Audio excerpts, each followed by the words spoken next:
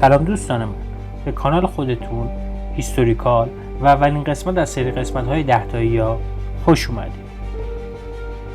در پشت پرده تاریخ ایران زنان بسیاری با قدرت و جاه طلبی نقش‌های کلیدی ایفا کردند.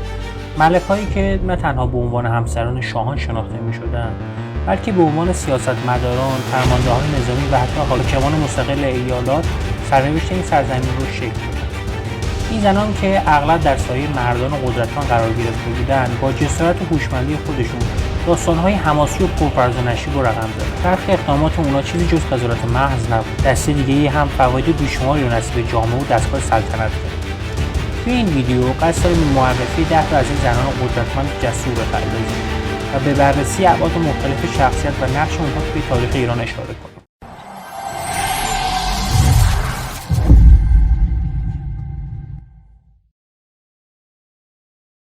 شماره 1.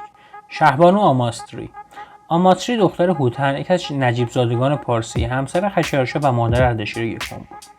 پدرش هوتن یک از 7 نجیب زاده بود که تو سال 522 پیش از میلاد موقعی رو که در حال جلب هویت بردیا بود رو میکشه. موقعی که داریوش تو سال 486 پیش از میلاد از دنیا میره، آماتری با ولیعهد خشایارشا ازدواج میکنه. سرانجام توی سال 465 قبل از میلاد خشایارشا ترور میشه و امپراتوری ایران برای مدت دچار نابسامانی و هرج و مرج میشه، چون اشراف و شاهزاده ها قاعدتا میفتن به جون هم برای کسب قدرت. در آخر این کشمکش ها سومین پسر ملکه آماتری و خشایارشا یعنی اردشیر اول جایگاه پدرش رو به دست میگیره. اون چیزی که باعث شد ما آماتری رو توی این لیست بیاریم از اینجا قصه شروع میشه، یعنی اقداماتی که اون در مقام ملکه مادر انجام داد. اردشیر اول توی ابتدای حکومتش با یه شورشی توی مصر روبرو میشه. در آغاز شورشیان برادر خشایارشا و عموی شاه فعلی یعنی هخامنشو که تو اون زمان به عنوان ساتراپ یا استاندار بر مصر حکومت میکرد میکشن. بقابوخش دوم استاندار ایرانی آشور میتونه ایرانوس رهبر شورشیان رو وادار به تسلیم بکنه، با این قول که اجازه نمیده اون اعدام بشه. ولی ملکه اندیشه های دیگه توی سرش داشته. شخص ملکه آماتری نه پسرش که پادشاه بوده، به بقابوخش دستور داد تا خائنه ها رو به دربار سلطنتی تحویل بده تا سرشون بریده بشه.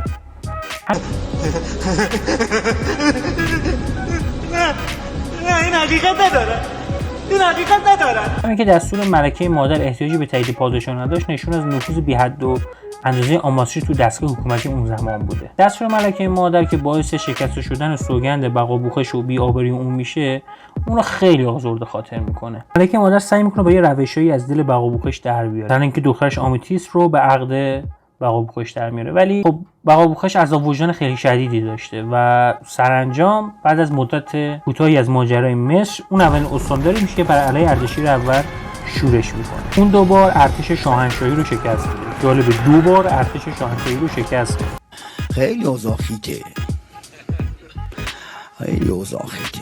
ملکه مادرم تصمیم میگیره وارد عمل بشه. یک روز شاهدوخ آمیتیس میره پیش همسر، میگه مادرم اومده تو رو ببینه. مادر زن دوماد میشن با همدیگه صحبت میکنن و آماتری به دومادش میگه که تو کوتاه بیا، من قول عفو تو رو از اردشیر اول پسرم میگیرم.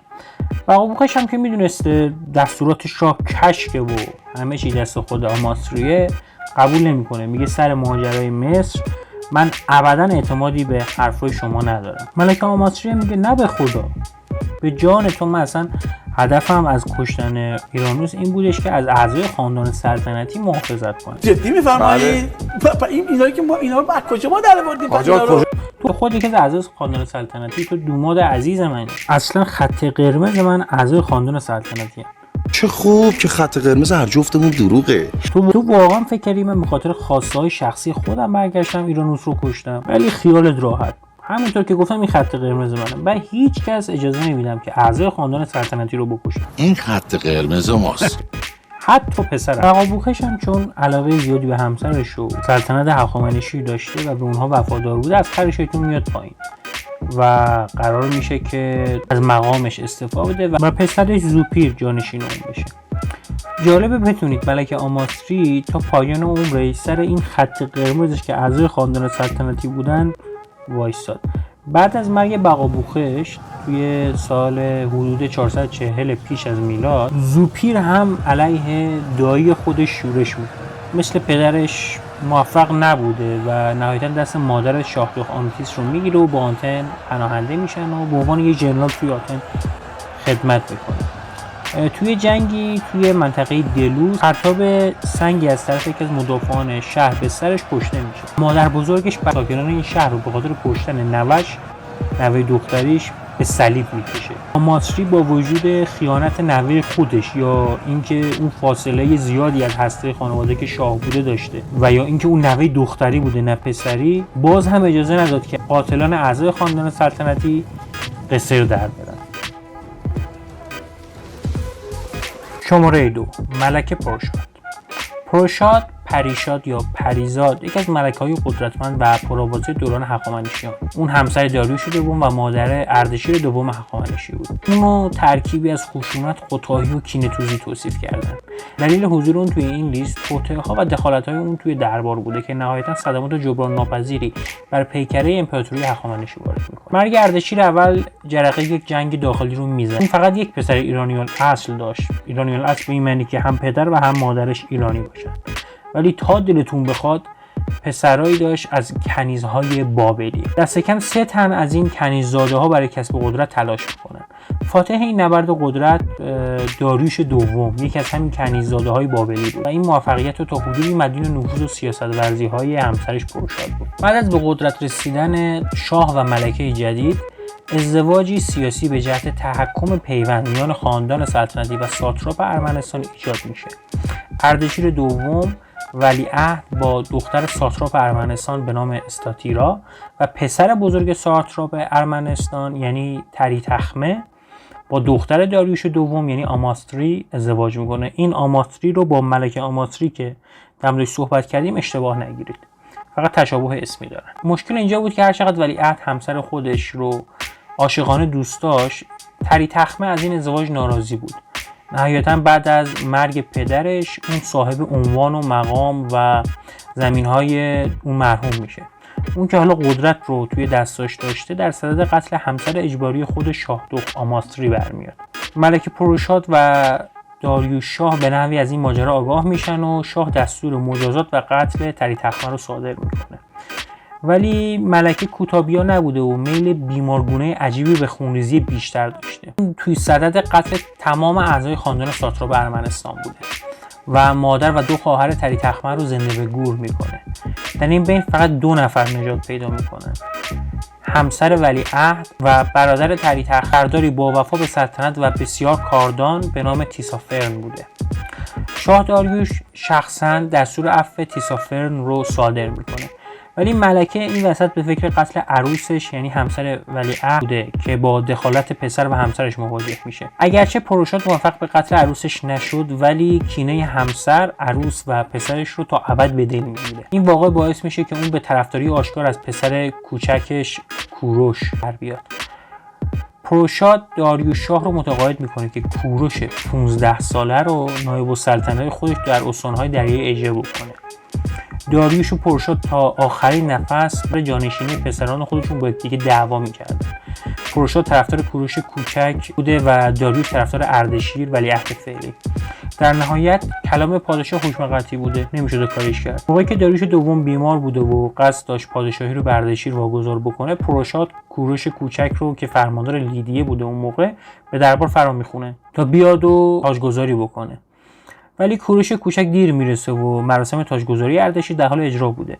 اون چنان به هیجان میاد و عصبانی میشه که با خنجری به اردشیر حمله میکنه در وسط مراسم. حمله ناموفق بود و کوروش به دستور شاه دستگیر و فوراً محکوم به اعدام میشه. درست پیش از اجرای حکم اعدام، پروشاد کوروش رو چنان محکم در بغل میگیره که در صورت اقدام جلاد خود پروشاد هم کشته میشده.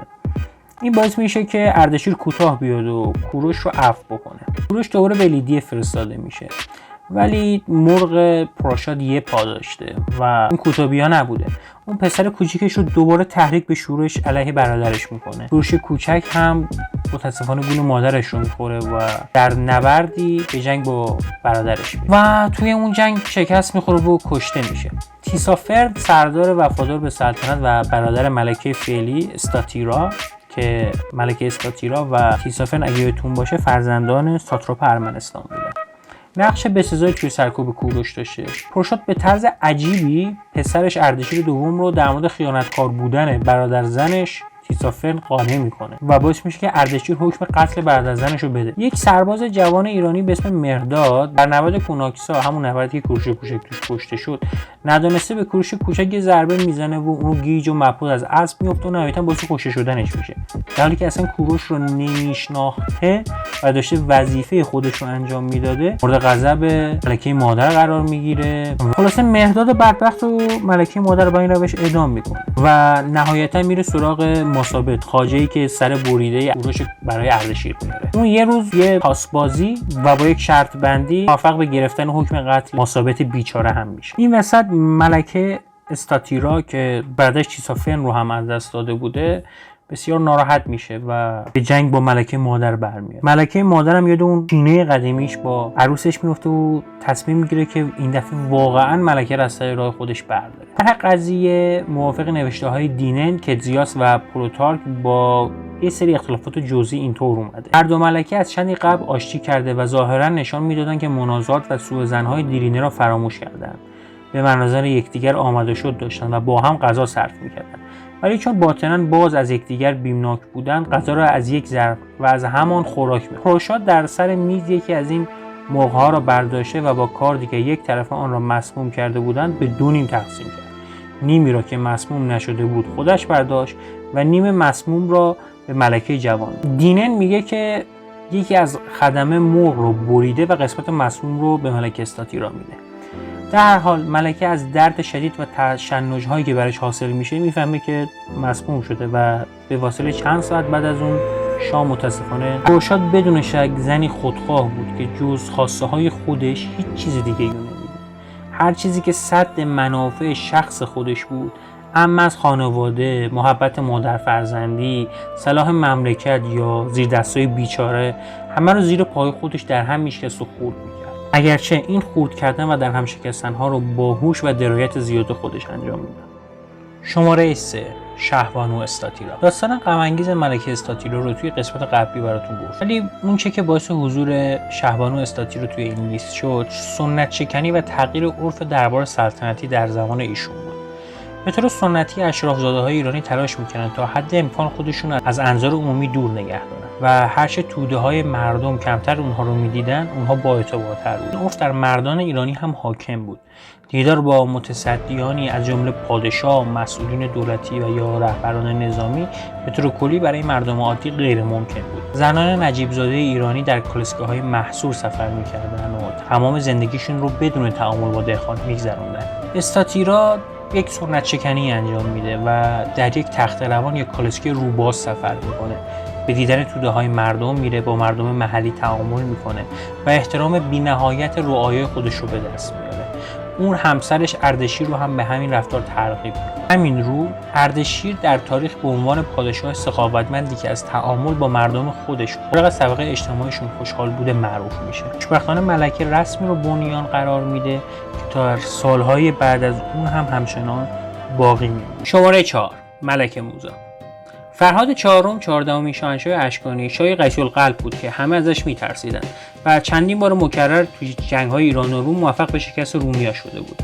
سرانجام سزار روم پیشنهاد صلح میده و طی معاهداتی مرزها رو مشخص میکنه و به عنوان هدیه صلح یک کنیزی به اسم موزا رو به فرهاد چهارم پیشکش میده. این موزای ما یک نوجوان سرحال و جذابی بوده و راه دلبری کردن خیلی خوب بلد تا بتونه همسر نمونه شاه ایران بشه. کم کم قلب فرهاد چهارم نرم میشه و موزا رو ملکه خودش اعلام میکنه. موزا در حدود سال 19 پیش از میلاد از شوهرش باردار میشه و فرهادک یا فرهاد چهارم رو به دنیا میاره. من تولد شما رو تبریک عرض می‌کنم. اون که به دنبال تضمین جانشینی و پادشاه شدن پسرش بوده، در سال 9 یا 10 پیش از میلاد شوهرش رو متقاعد میکنه تا برای جلوگیری از درگیری بین شاهزاده‌ها اونا رو به روم بفرسته. در واقع موزا از جون خودش و پسرش می‌هراسه. من یه کمی می‌هراسم. تو از چی می‌هراسی؟ اینجا که چیزی نیسته. از شما دوتا بابا مگه میخوای بخوریمه؟ موزا در سال 2 پیش از میلاد به شوهرش فرهاد 4 زهر میده و همراه با پسرش فرهاد 5 به عنوان حاکم مشترک ایران بر تخت میشینه. در پشت سکه‌های مطهر فرهادک به وضوح تصویری از مادرش موزا با یک نوشته دایره‌ای شکل به عنوان آسمانی دیده میشه که با نوشته‌های مربعی شکل که در اون زمان در سکه‌های اشکانی رایج بودن متفاوت بوده و همین نشون میده که اون دوتا مشترکاً حاکم ایران بودن. ملک موزا تا زمانی که پسرش فرهادک بزرگ بشه خودش به اداره امور میرسیده و بعد اینکه فرهادک به یه سنی میرسه اونو پادشاه ایران میخونه. خوشبختانه این توطئه ها در زمان حکومتی رخ میداد که بزرگان کشور تحت عنوان مجلس محلسان دارای اختیاری در مورد عزل و نصب پادشاه‌ها و ملکه‌ها و ولیعهدشون بودند.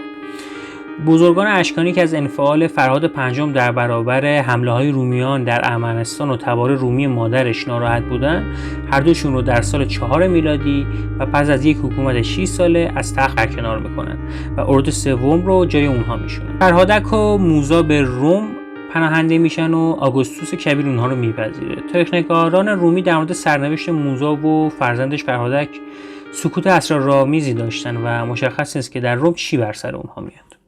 شماره 5 شهبانو پوراندو 21 سال به حمله اعراب مونده بود و آشفته ترین روزهای سلطنت 427 ساله خاندان ساسانی در حال گذر بود. پوراندخت روزهایی رو به چشم خودش دیده بود که خونریزی و برادرکشی ساده ترین کار خاندان ساسانی شده بود. میگن اون احتمالاً به این دلیل بر تخت شاهی نشست که پس از کشته شدن همه برادراش به دست برادر دیگری همراه با خواهرش آذرمیداخ یگانه وارثان سلطنت ساسانی محسوب میشد. از این رو اون 28مین پادشاه ساسانی شد. به جز اطلاعاتی که در تاریخ بلعمی و طبری و از سکه‌های ضرب شده اون داریم، اطلاعات دیگه‌ای در دست. سکه‌هایی که در زمان پوراندخت ضرب شدن کمیاب هستن. این سکه‌ها مدت پادشاهی اون رو مشخص کردن و از روی همون سکه‌ها میتونیم چهره اون رو بازسازی کنیم. گویی روزگارش چنان سری به آخر رسیده که مورخان از ثبت دوران سلطنت اون باز موندن. با این حال همون اندک ماهایی هم که دومین ملکه حاکم ایران بر تخت شاهی نشسته بود، دوره تحکیم قدرت سلطنت و بازسازی شاهنشاهی ذکر شده. اون با احترام به پدرش سکه‌ای از طلا رو ضرب میکنه که قابل استفاده برای عموم نبود. اون دستور داده بود که روی سکه‌هاش اینطوری بنویسن: پوران بازگرداننده تخمه ایزدان. اون درباریان و مردم رو فرا میخونه و خطاب به اونها میگه که نیت خیر داره و به عدالت میخواد فرمان بده. اون دستور میده که از نظر اقتصادی ثروتی رو بین بزرگان کشور پخش کنه تا اونها رو از خودش راضی کنه و در عوض به اونها دستور میده تا با مردم به آرامش رفتار کنن. اون نامه‌هایی به همه حاکمان محلی می‌نویسه و بهشون دستور میده که بقایای خراجی که از زمان پدرش خسرو پرویز بر ذمه مردم مونده بود بخشیده بشه. همین دستور در روزهایی که همه خبرهای ناخوشایندی میشنیدن کافی بود تا مردم رو به قضاوت درباره اون وادار کنه. اینطور بگن که این زن اهل عدل و داده. پس پوراندخت نامه‌های دیگری برای فرماندهان نظامی نوشت. اون خطاب به اونها اینطور گفت: این پادشاهی را نه به کشتن و قتل دیگران میتوان نگاه داشت و نه با سپاه و قدرت لشکریان. تنها با عدل و داد است که میتوان به اداره امور پرداخت و با انصاف آن را پایدار کرد. پادشاه دادگر میتواند ملک را محافظت کرده و نگاه دارد و فرقی میان زن یا مرد بودن او نیست. پس امید دارم از من چنان عدالت و دادگستری ببینید که هیچ کس تاکنون ندیده باشد. و اینطوری دومین ملکه پادشاه ایران کار خودش رو شروع میکنه. اون در ادامه تلاش میکنه تا از این اختیارات سران ایالت ها بکاهه که بتونه فاصله طبقاتی و تبعیض رو کم بکنه. دستور میده کسایی که در ذیل جنگ داخلی قتل و جنایت و خونریزی هایی کرده بودن محاکمه بشن و کسایی که در قتل اردشیر سوم برداشت دست داشتن رو محکوم به اعدام میکنه.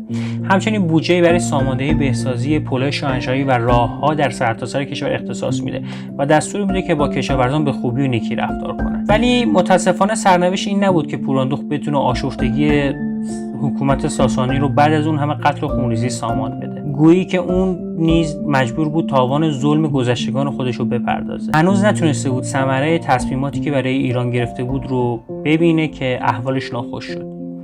اون چیزی که همه مورخان نقل کردن اینه که پوراندخت به مرگ طبیعی از دنیا رفت و نتونست 40 سالگی خودش رو ببینه. البته روایت دیگه هم نقل شده که پوراندخت وقتی دید شرایط غالب بر ایران چنان بد شده که نمیتونه از عهده ساماندهی اون بر بیاد، خودش اعلام میکنه که دیگه به سلطنت ادامه نمیده. حکیم ابوالقاسم فردوسی پایان پادشاهی اونو با مرگ طبیعی عنوان کرده. اداره امپراتوری آشوب‌زده ساسانی در اون دوران بحرانی حتی برای یک روز هم خیلی سخت بوده، چه برسه که بخواد توسط یک زن انجام بشه. قطعا این کار خرد فراوان و زیرکی خاصی نیاز داشته. هرچند که پوراندخت نتونست نهایتا آرامش از دست رفته اون دوران رو بازگردانه، ولی درایت و کاردانی اون به هیچ کس پوشیده نیست.